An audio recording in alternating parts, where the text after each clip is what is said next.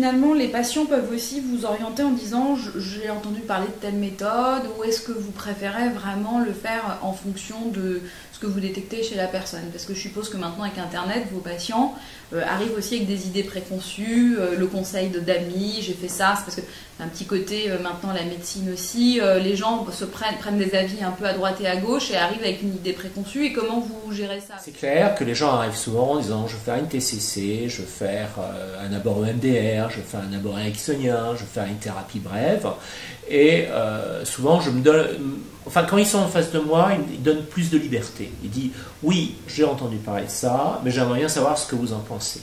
Et j'en dis ce que j'en pense, généralement, au bout de quelques entretiens. Alors je pense que c'est toujours intéressant aussi, quand quelqu'un demande par exemple des séances de MDR, d'aller assez rapidement vis-à-vis de leur proposer une séance de MDR assez rapidement pour répondre à leur attente. Il ne faut pas se mettre dans une position scientifique en disant c'est moi qui ai raison. En fait. Mais généralement, je mélange en fait ce type de thérapie. En fait, par exemple, quand quelqu'un vient avec des idées, en fait des cognitions, je suis nul.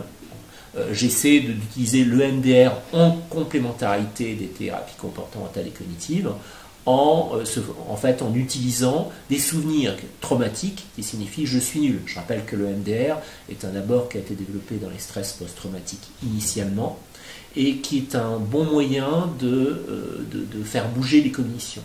C'est-à-dire que, par exemple, pour quelqu'un qui dit je suis nul, on va aller chercher des souvenirs traumatiques qui signifient je suis nul. Et on va travailler là-dessus avec cet abord et ça peut donc compléter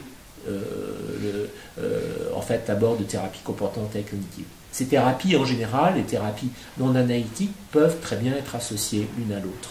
Et donc c'est ce qui fait leur richesse et ce qui fait aussi l'intérêt d'avoir un abord finalement éclectique, ce que je fais.